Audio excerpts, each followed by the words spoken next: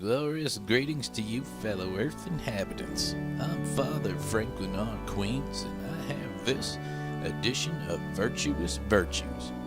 This episode's virtue is the virtue of holding farts. This is the virtue that can change you from being a saint or a pyromaniac at a homecoming bonfire for arsonists. Let me tell you a little story. I was visiting the doctor one day. It was a typical beautiful day. Sun was shining. I found a piece of gum on the ground that still had 2 more chews of sugar left. When I went to the waiting room, I picked up a magazine. It was newer, at least newer than the rest. As I started an article telling me to switch from AOL to Prodigy, a hot lady midget walked through the door.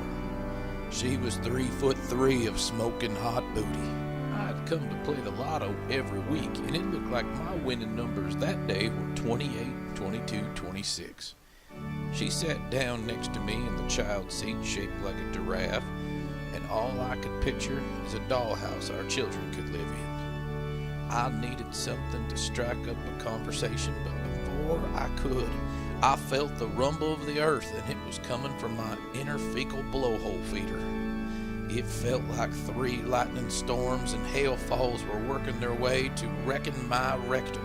I knew I had to relieve a little pressure, or I'd be scraping the poop spackling off the back of my boxers. So I decided a little relief wouldn't hurt anybody. As I started to release the anal pressure valve, I started to feel the heat of what I was packing, and I was afraid what was coming out brought a steamy, smelly +1 to this party. That's when my shaved Ewok angel spoke. Do you have any Tic Tacs? I looked at her, and evidently she needed something to boost herself up, and the magazines were way too big. I stretched my leg out to dig into my pockets to pull out these fresh breath mints. And that's when rocket number 1 fired. It knocked her right off her chair and all the way back to the stuffed animals and building block sets in the corner. The glass between the receptionist and the waiting area started to crack. My miniature darling decided to stand up and peel the sticky 3-legged teddy bear right off her face. That's when the wallpaper from 1983 started coming off the walls and wrapping their way around her, making a munchkin burrito. But she wasn't the only one affected. A senior citizen just trying to get some arthritis meds had been holding her breath now for at least 3 minutes, and she was starting to turn purple. As she let out a huge gasp of air, her false teeth fell out. I went to catch him, and that's when rocket booster number 2 went off.